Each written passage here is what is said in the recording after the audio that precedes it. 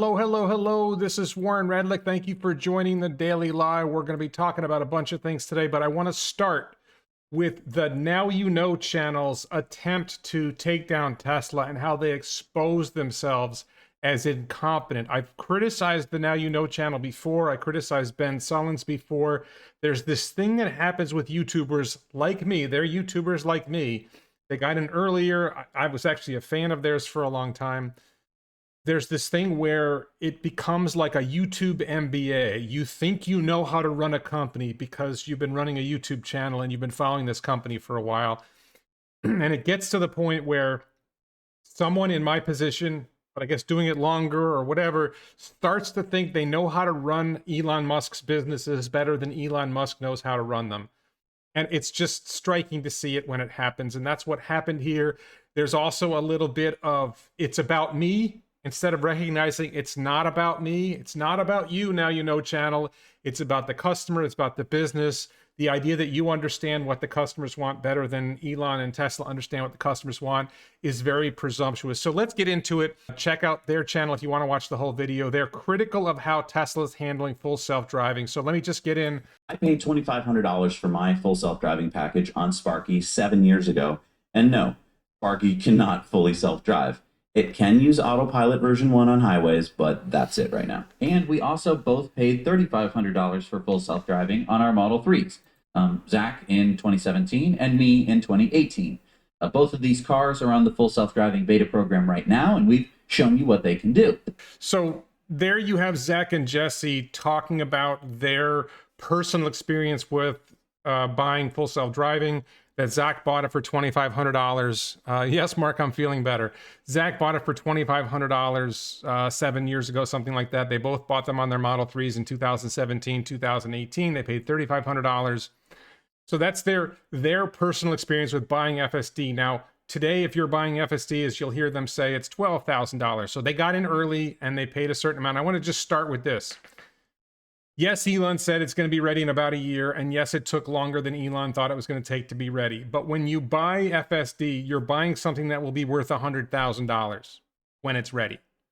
When it actually works fully, it's worth $100,000. If you paid $2,500 for something that's going to be worth $100,000, you bought an option on the success of full self-driving. And they'll talk as if it was guaranteed. It was never guaranteed. Elon was very positive he was going to deliver it.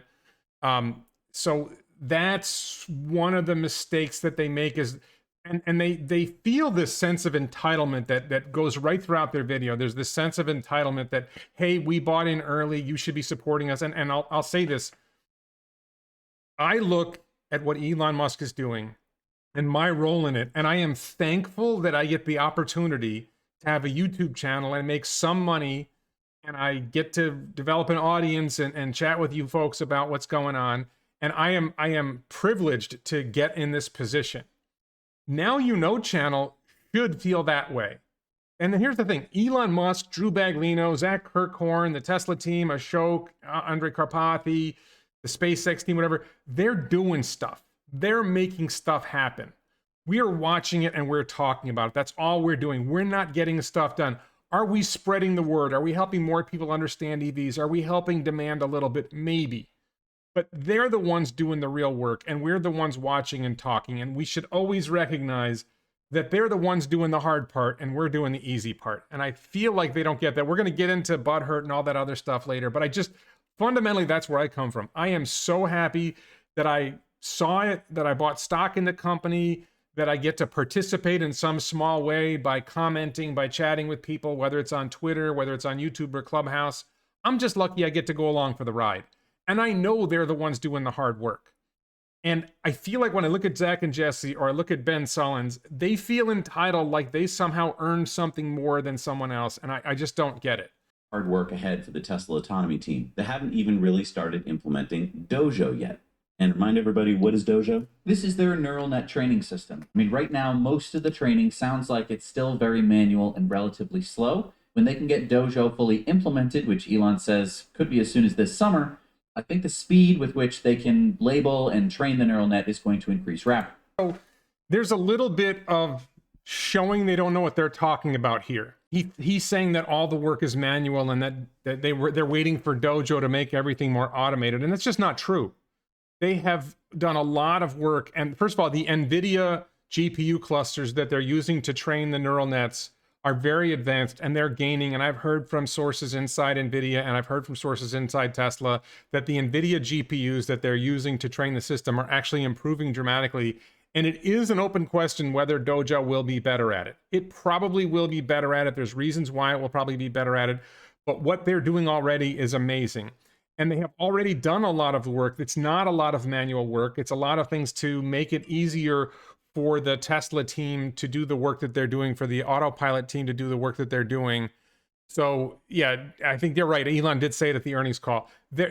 They don't really have a full grasp of what's going on in full self-driving development, and they act like, because they've been YouTubers for so long, because they've been talking about this for so long. So because they've been these YouTubers for so long, and they have this big fan. And here's the thing: you have a fan base that's always telling you how wonderful you are.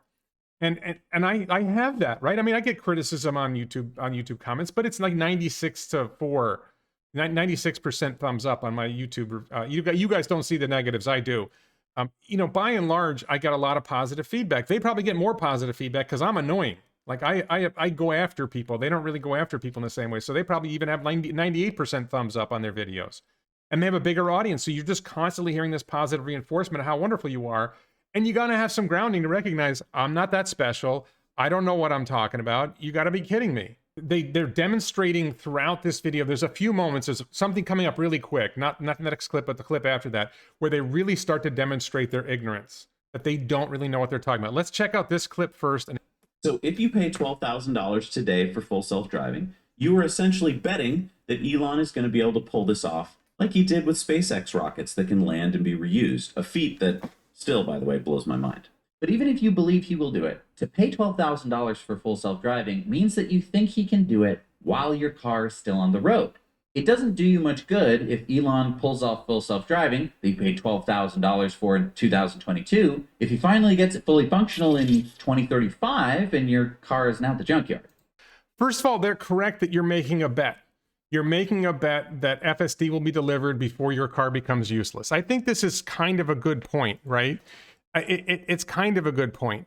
But at the same time, I think they're just missing something fundamental here, which is you made a bet. You bought an option. If you paid $2,500, if you paid $12,000 today for FSD, for something that's going to be worth $100,000, look, so like right now, I have a Model 3 that has FSD that I bought it used. That's going to come up later too.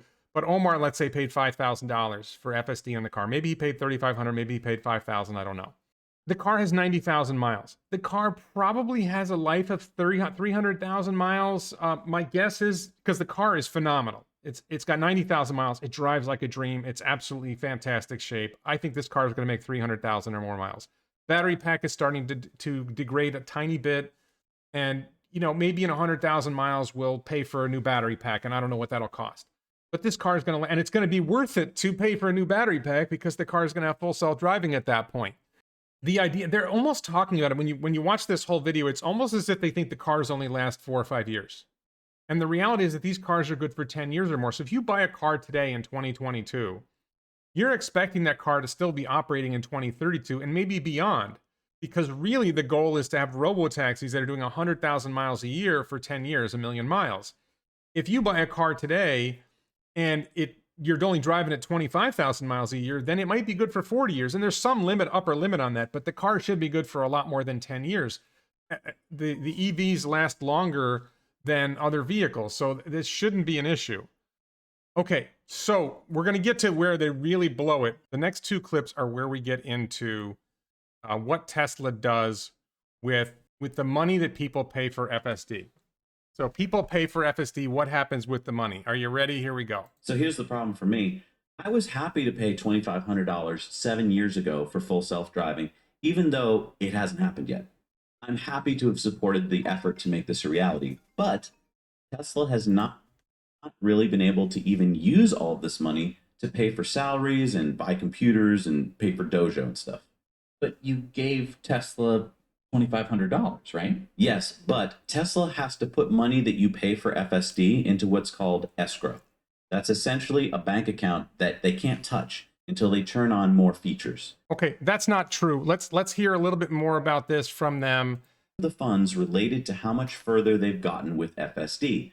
So for instance, if FSD today is able to do, let's say, 40% of what FSD will do when it's complete, then Tesla can only take 40% of what you pay for FSD and actually use that money. The rest has to stay untouched in an escrow account.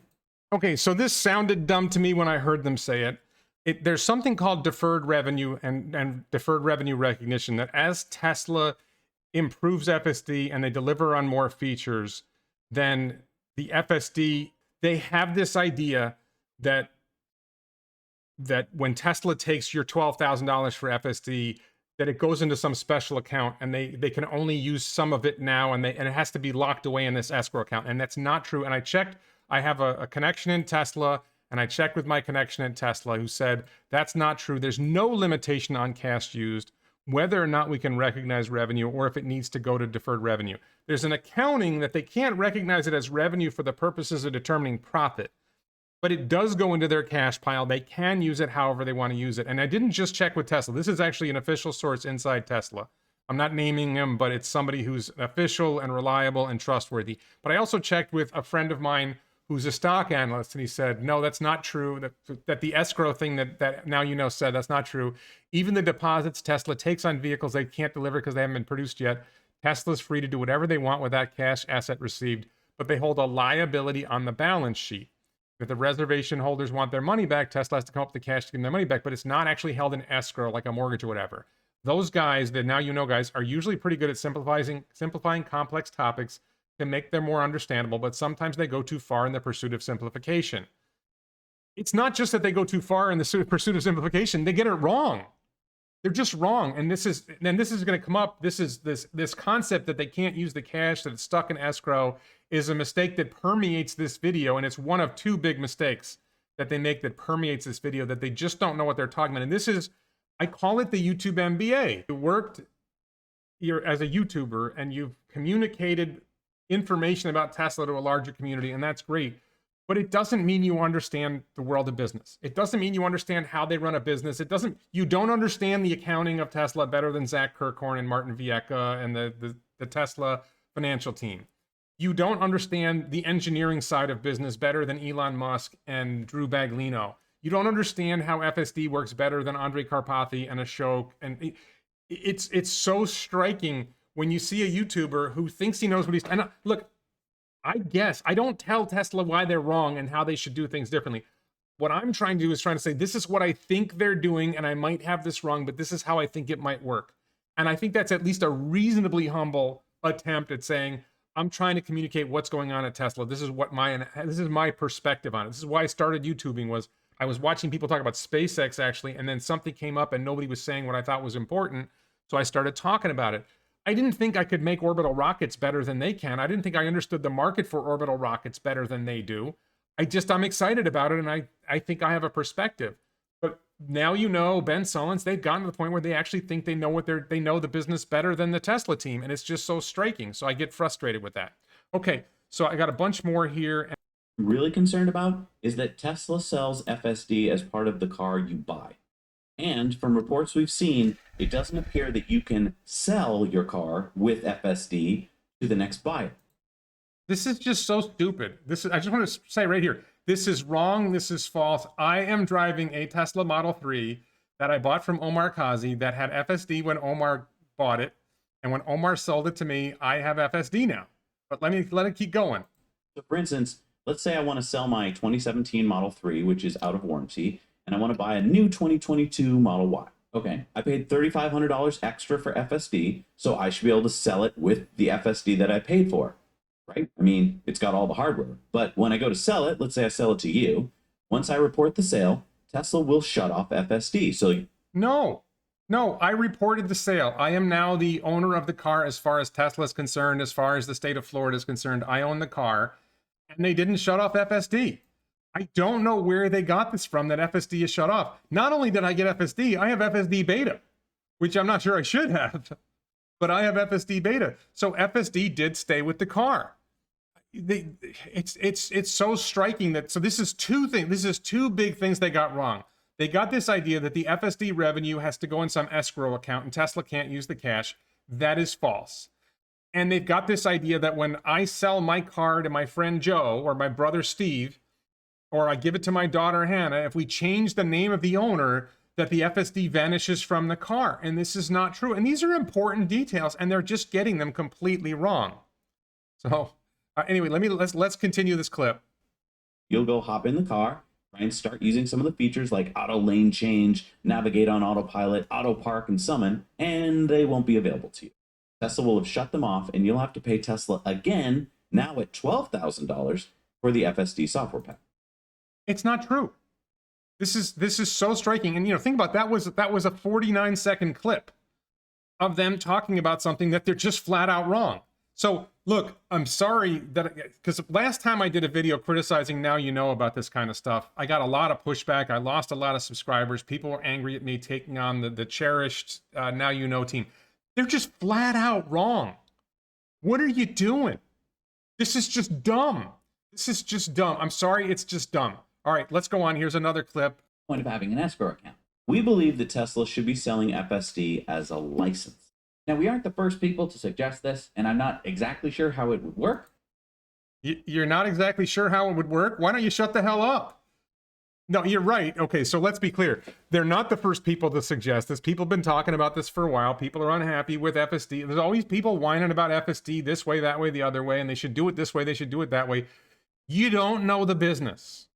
You talk like Elon and Zac and Drew Baglino, the Tesla team. They haven't thought about this at all. They need you guys. Somehow you guys have some special qualifications that you're qualified to tell Tesla how to run their business.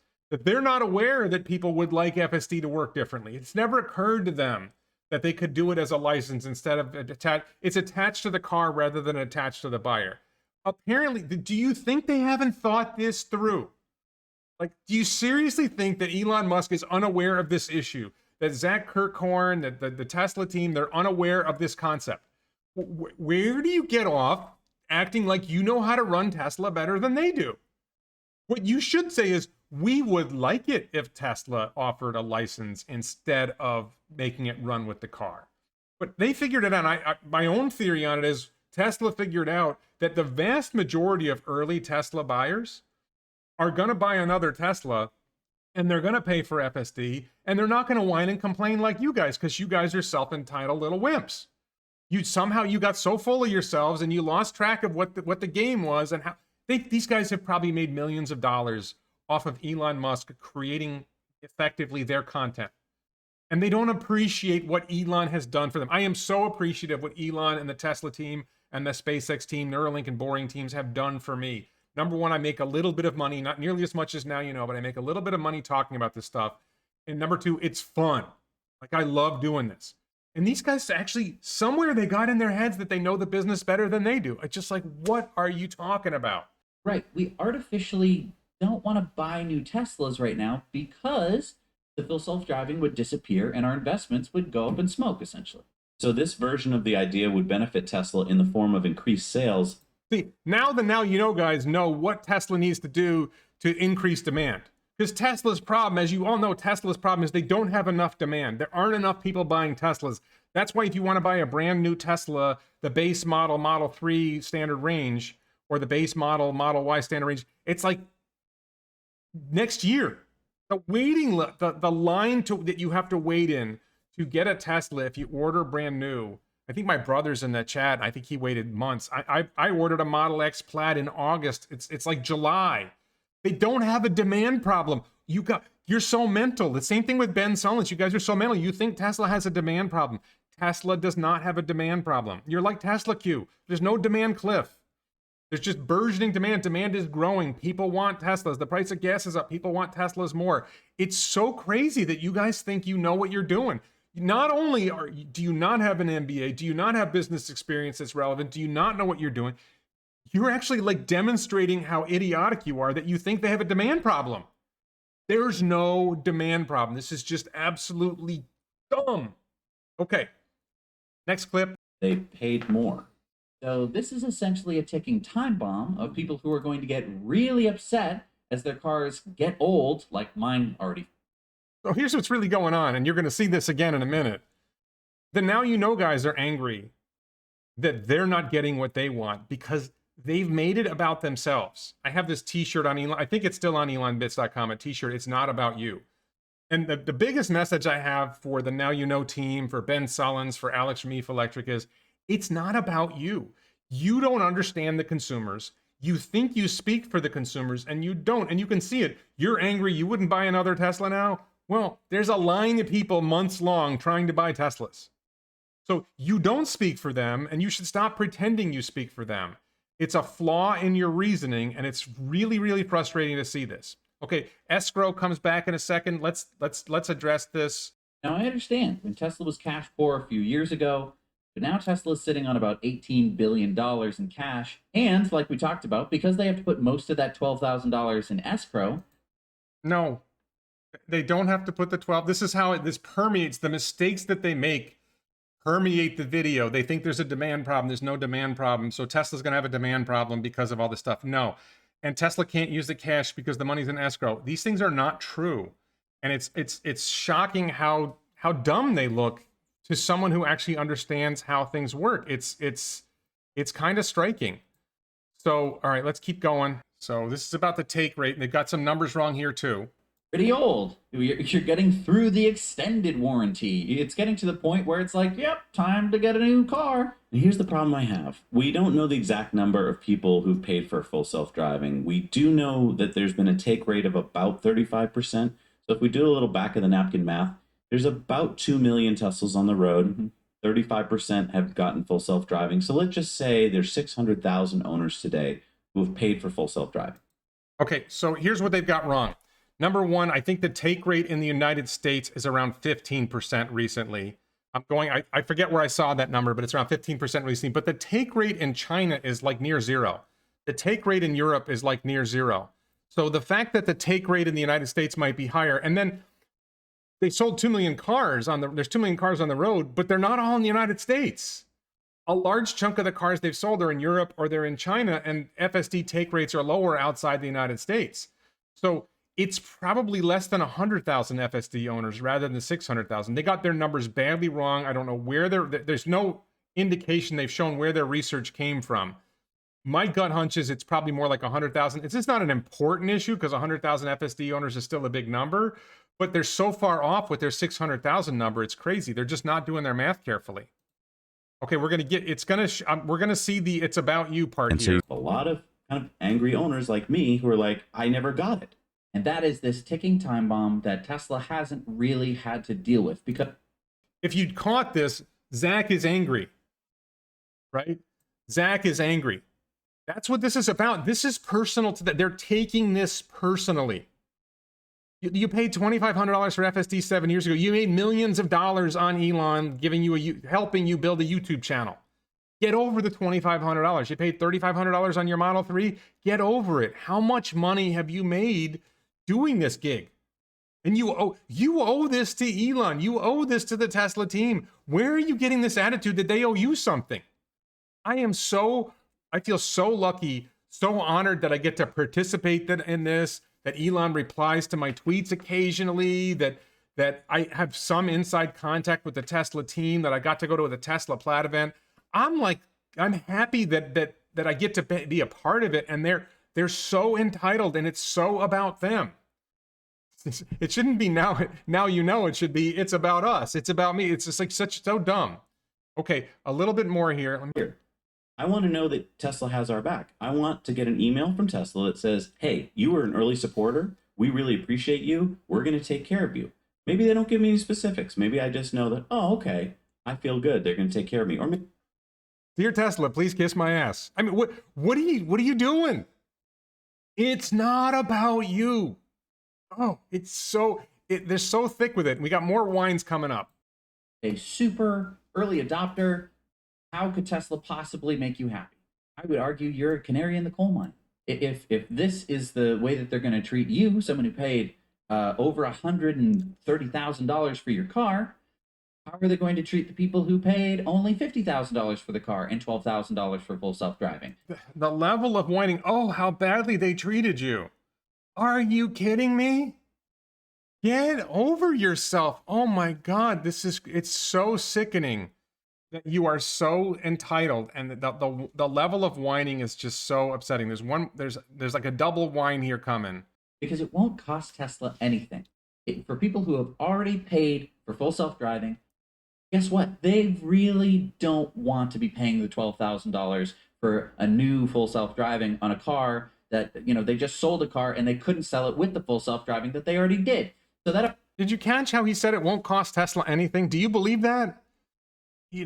He's speaking as if all previous Tesla buyers are not going to buy Tesla with FSD because they're chapped or they're burned or whatever. And the reality is maybe some Tesla owners do feel that way, but some don't.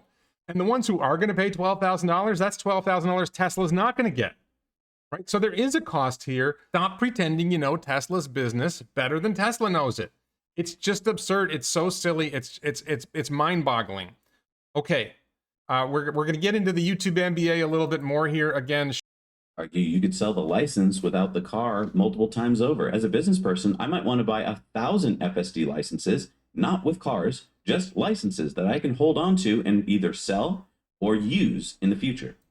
it's amazing to me how much Zac and Jesse know about the business of Tesla, that how much better they understand the market, how much they understand how companies that own 1,000 vehicle fleets think.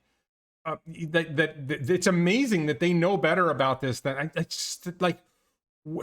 This is the YouTube MBA.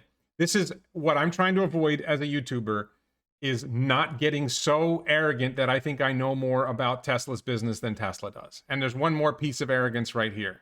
Being VPs of special operations at Tesla all the time, because we realize these problems from the owner's perspective, and we know that there's ways to solve them that don't hurt the stock, that don't hurt the company, but really create more brand value and more loyalty.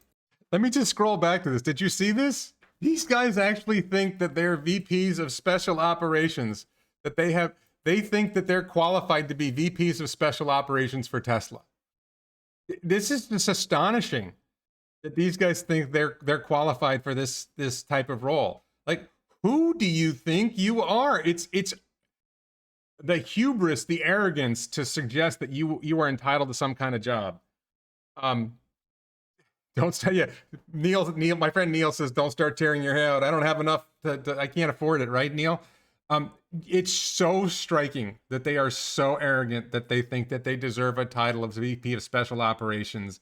And the same thing happens when outsiders start saying Tesla needs a PR team and you should make me head of PR. Get over yourself. Who do you think you are? It's so ridiculous. Okay, so I'm just going to check the comments really quick, and then we're going to get into the rest of the video. Zac and Jesse are great men in their own minds. They're VPs of bungholes. Somebody says I still get so much out of the show to stop watching it. Okay, I mean, some people, I got pushback from people when I criticized them. They need adult duty diapers. It should not be how you know, but it's about us. Exactly, that's what I'm saying. Does anyone watch these two losers anymore? I think they have a pretty big following. Yeah, I think they have a big channel with a big following. Elon has been tweeted at thousands of times to request FSD transferability for owners. Yes, they know about this. They know about this. They know about this. It's not about that they know something that Tesla doesn't know. It's that they're butthurt. They're offended. They feel entitled, that they deserve something more than they're getting, and it's just striking. And they just show in so many ways they show they don't know what they're talking about. I'm just looking through the chat comments. The Osborne effect does affect Tesla as much due to many Tesla buyers trading up when their best car is finally made. There was a question earlier in the chat about the Osborne effect.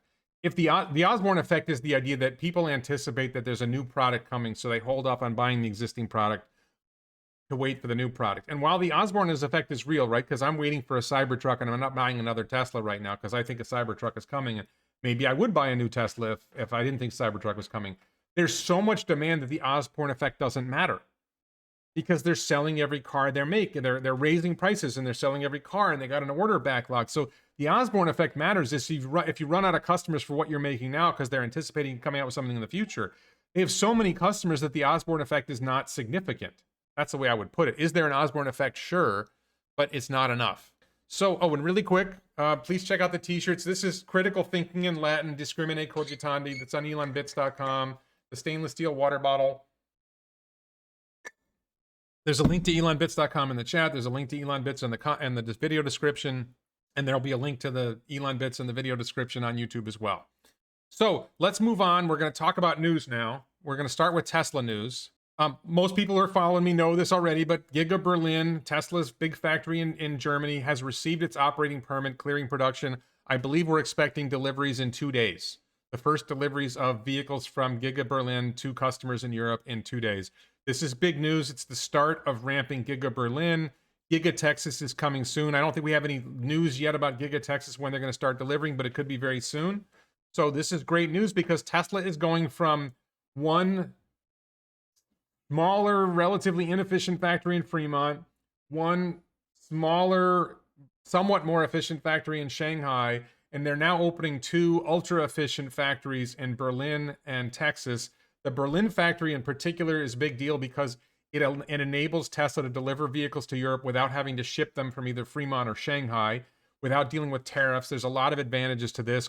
And gradually Tesla's building its supply chain around its factories, so it makes Tesla operate a lot more efficiently at delivering products to customers and making products. So, hey, Dan.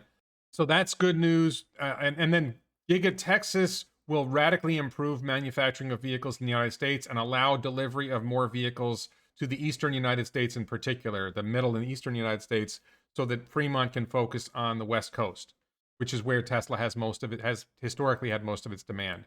Giga Shanghai was shut down for a couple of days because of COVID, but they restarted production. It was only a 2-day lag, so not a big deal. Giga Shanghai going strong. That's good to see. Just wanted to mention really quick, I have a video from last week where I talked about how Tesla could do Model Y. I've been saying for a long time that I think Model Y coming out of Texas will be a ludicrous Model Y. It'll be a super high performance Model Y.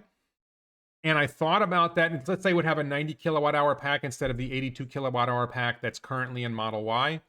And I thought about that and I said, well, what if instead of doing a 90 kilowatt hour pack, they did a 60 kilowatt hour pack? I came up with a model of how that might work and how that might affect Tesla's revenues. And you can see that if Tesla did a shorter range, in other words, with 60 kilowatt hours, it would have roughly 2/3 the range of the 90 kilowatt hour pack. It would be very lightweight, it'd be very efficient, but they'd be able to make 50% more cars, and that may be more important to Tesla than making a high-end car. We still don't know what the Austin Model Y is going to be. I'm going to block the screen for a second here. So let's see. So this is from the EPA document. Let me see if I can get my left arrow up here. This is from the EPA document that was filed recently on the new Model Y. So you can see this is the 2022 Model Y all-wheel drive. It's not the performance version. It's not the long-range version. It has a 91 kilowatt hour motor in the front and a 200 kilowatt hour in the motor in the rear. I believe that's the same as the long-range Model Y motors. The performance model has a more powerful front motor and a slightly less powerful rear motor. The curb weight 4356 is about the same weight as the long-range Model Y. So my gut hunch here is that this is not 4680. 4680 Model Y would be significantly lighter. So this is probably a lithium iron phosphate vehicle. It's got 50 miles less range than the long-range Model Y. So my gut hunch here is they are doing a lithium iron phosphate standard range Model Y all-wheel drive. That the added weight with a smaller, I think the battery pack might be 20 kilowatt hours smaller. So we're talking about maybe 62 kilowatt hours instead of 82 kilowatt hours. You just can't, by the volume, you can't fit enough. By the volume, you can't fit enough lithium iron phosphate cells under a Model Y to get to 80 kilowatt hours. The most you can probably get is around 60 kilowatt hours in a Model Y. I'm not even sure you can get that much. So that's my gut hunch, is that the new Model Y that they have the EPA is probably an LFP, lithium iron phosphate battery instead. And that's important because you can make more vehicles, because there might be a nickel shortage. It might be hard to get nickel-based batteries. So the more lithium iron phosphate you do, and 280 miles of range is pretty good. It's just not that bad. It's 50 miles less than the long-range Model Y, but if they sell it for less money, if they do the model right, this could be a very, very good way of being successful with vehicles. Okay, so other news, most people know this, Tesla has raised prices. The cheapest Model 3 is now $47,000. Other vehicle prices went up as well. Tesla's average selling price is going to go up. This is all great news. Let's see. As soon as the chip and other supply chain issues resolve, batteries will be the limiting factor. Making lithium iron phosphate vehicles will make a lot of sense. Yes, absolutely. What does somebody say? I still haven't forgiven Zac for pushing the phony solar coin a few years ago that he had a role in. It's worthless now, of course. Zac and Jesse comedy show, Dumb and Dumber.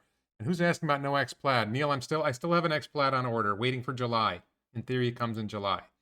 Okay, so Inside EVs talks about the entry-level Model Y. That's what I just talked about. So it looks like we're going to see this 280-mile range Model Y. Again, I'm guessing that's lithium iron phosphate. A lot of talk about in the news about a global nickel shortage, and people are talking about this, how it might affect Tesla. My attitude is Tesla is better positioned than anyone to deal with a nickel shortage. Number one, Tesla, because they're so profitable, can bid more than others for nickel. They have a lot of long-term nickel supply contracts. They have a lot of things working to protect themselves from that. And maybe more importantly, Tesla also makes effective vehicles that use lithium iron phosphate. If they can do a Model Y with 280 miles of range, this is a guess. If they can get Model 3s and Model Ys to get, not quite 300 miles range, but close, they can make viable electric vehicles with lithium iron phosphate, and then they're not limited by nickel. This is a huge deal. Iron phosphate cells cost less. They're easier to scale production. There's nowhere near a shortage of any of the raw materials. They don't have to worry about cobalt, and they don't have to worry about nickel. It's iron and phosphate and a couple other things. It's the lithium. It uses less lithium in the battery, so it's beneficial in that way as well. So Tesla has a lot of advantages there. Okay. Other news, Tesla Insurance. This is kind of big news. Tesla Insurance launching in Oregon and Virginia. That's 2 more states for a total of 7 states. Pretty exciting news there. I mentioned this on Twitter, I think. The Model S Plaid did a track run at Virginia International Raceway and was 4.5 seconds quicker than the Porsche Taycan Turbo. There's been criticism of Teslas that they're good for straight ahead, but they're not good for track runs. Here you got it. Tesla doing well on a track. Model S Plaid doing well on a track. They got that going. Jim says, I wonder when Giga Berlin and Giga Texas will start making the new 4680 battery cars. Giga Texas is going to start with 4680 vehicles. They may have 2 lines, and one of them makes 4680s and one of them makes 2170s or lithium iron phosphate. But Giga Texas is going to be starting to make, using the batteries from Fremont, Giga Texas will be making 4680 Model Ys right away. Giga Berlin is going to wait longer. I think they're going to start with 2170 Model Ys, that they will come out with 4680s probably in a few months. Okay, last one. This is comedy for me. Will the Apple car be a Porsche? Why Tesla should worry? There's always another story about how the competition is coming and Tesla needs to worry about the competition is coming, yada, yada, yada. Let me know when Apple can get autocorrect to work, and then I'll believe they can make a car. It's just silly. There's not going to be an Apple car. It's not going to be a Porsche. This is just silliness. If Porsche was going to make a car with Apple, the problem is this has no threat to Tesla because Porsche is a low volume manufacturer. They sold like 10,000 Taycans last year. Taycans, whatever. Porsche is never going to be a volume supplier. Tesla's going to make, maybe 2 million vehicles this year. It's just so wrong. It's just so dumb. The idea of the Apple car, it's just so silly. All right, moving on. Other non-Tesla news. I guess this is a little bit Tesla news. Elon tweeted on the 17th, so 3 days ago, that he's working on Master Plan Part 3. If you follow Elon closely, years ago he had Master Plan Part 1, which was to get the Roadster and then work on a slightly higher volume, more mass market EV, the Model S. Then he did a Master Plan 2 where he went in a lot more depth, a lot of things they were going to try to do. Some of that has happened, some of that hasn't happened. We haven't seen like the mini bus concept that he was talking about. This is probably gonna come out in a few weeks, maybe sooner, maybe later. You never know with Elon how long it takes. But this gives us a guidepost for what Tesla and maybe SpaceX and others are shooting for the future. Really excited to see this. I hope it comes out soon. And hey, for us YouTubers, it gives us something to talk about. So now maybe you can talk about something you recognize you don't know what you're talking about on this one. There's news about Elon's business ties to China create unease in Washington. They're worried that somehow the Chinese are going to get access to Tesla's or SpaceX's advanced technology for rockets. It's just silly. There's always something to talk about. This is actually in the Wall Street Journal. This is actually like a somewhat serious piece. And SpaceX follows export regulations. SpaceX isn't doing launches from China. I don't know what they're talking about. And the article has a paywall, so I couldn't really read in depth. But this seems like much ado about nothing as usual. Starlink. SpaceX had another successful Starlink launch yesterday. I think it was in the morning. I forget what time. And they deployed 53 Starlink satellites. This was interesting. It was 53 Starlink satellites, and it was the heaviest Falcon 9 payload at 16.25 metric tons. What's interesting about that is they've done previous Starlink launches with 60 Starlink satellites. So this means there's a significant difference between the Starlink satellites in this launch, 53 of them, compared to the 60 Starlinks in previous launches. These must be heavier on an individual basis. Is it because they have better efforts to prevent light interference with astronomy? Is it because they have the laser links? Are they adding components to enable the satellites to be more capable of handling a higher volume of communications between users on the ground? Very interesting. We don't have an answer to this yet, but I was kind of excited about this.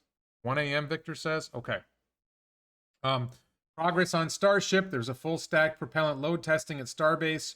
We still don't know, will the FAA approve the launch from Starbase, or will Elon has hinted that the first launch may actually be at Canaveral rather than at Starbase. So we're going to see about that.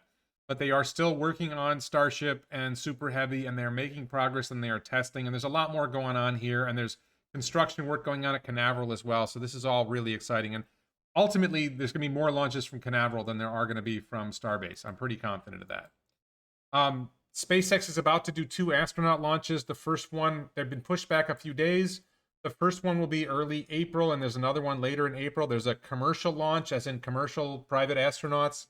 And then there's another one that is a regular mission to the space station for NASA, I believe. So more human launches coming. Jared from Inspiration 4 mission, who's involved in the Polaris missions, I think he indicated we may be seeing Falcon Heavy launches, like 3 or 4 Falcon Heavy launches this summer. So it'll be interesting to see if we learn more about that. Okay. Boring Company news. Boring Company now in talks for tunnels in North Texas, which is maybe Dallas-Fort Worth area.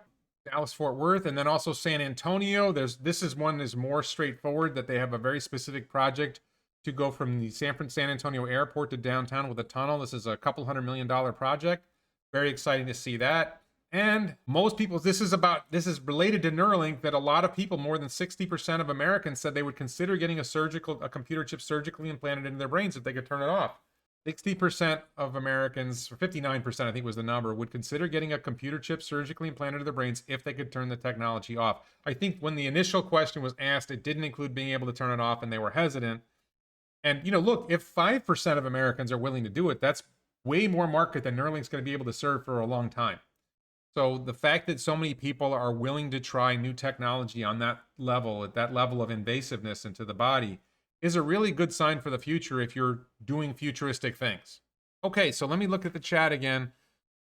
Lucid tried to sell to OEM, no taker, so Lucid had to do a SPAC to survive. Apple does not have any trouble sourcing things that are well made. I think the car likely does not compete, so nobody wants to waste their time. Okay, so where are we? We are 50 minutes into the video. I don't see any other. If you have questions in the chat, please fire away now. I think we've covered everything in the chat so far, so I'm going to look to see. I'm going to give it a minute replying. Like Elon says, anyone can build a prototype. So far, Lucid is basically only has a prototype. Lucid is making a handmade car. I think Rivian, I don't think either Lucid or Rivian is making them at scale. They're making like 100 a month. That's like 3 a day. That's not really scaling production. David asks, where are you staying at TeslaCon April 5th? I'm going to be in Tesla. I'm going to be at Giga Texas. I'm going to be in Austin, Texas around the time of the Tesla event. Because this video is going to be live to the YouTube audience, I'm not going to get specific about where exactly I'm going to be, but I do expect to be in Austin at the Giga. I'm hoping to be at the Giga Texas event on April 7th, and then TeslaCon Texas is on April 8th. I believe it's somewhere near the airport, and I believe I'm going to be on a panel speaking about something. Not sure what I'm going to be speaking about, probably Tesla related, but I'm not sure. I've had good conversations with one of the organizers. I think it's going to be a fun event. That is, I think, noon to 6 p.m. on the 8th. And I'm not doing anything. I don't have any other specific plans. I think there might be a pub crawl the night of the 6th that I might be going on with some people. And otherwise, we'll have some fun. So I hope to see you all there. Someone should create an alt event. I think the TeslaCon Texas is an alt event. The Tesla Universe group has an alt event. They have like a dinner from 6 to 9 p.m. on the 8th if you are a member of the Tesla Universe group. There will probably be other events. I mean, Austin, let's face it, frankly, Austin is just a fun town. There's a lot to do. You don't need someone to create an event. Just call a few friends and go do something. I know there's also some people talking about doing a drive to Starbase which is a really long drive. It's 6 or 7 hours from Austin to Starbase. So that's a really long drive. Just think about that. Stuck into Mid, thank you for your comment in the chat. I'm a Now You Know fan. Haven't listened in a while, though. I listen to this channel way more. Thank you so much. I really appreciate that. Osiris. Thank you, Osiris. On YouTube, please check out my other videos. Please check out the t-shirts and the stainless steel water bottle at elonbits.com. Please support this channel on Local, support this channel on Patreon, support it as a YouTube channel member, and thank you so much for watching.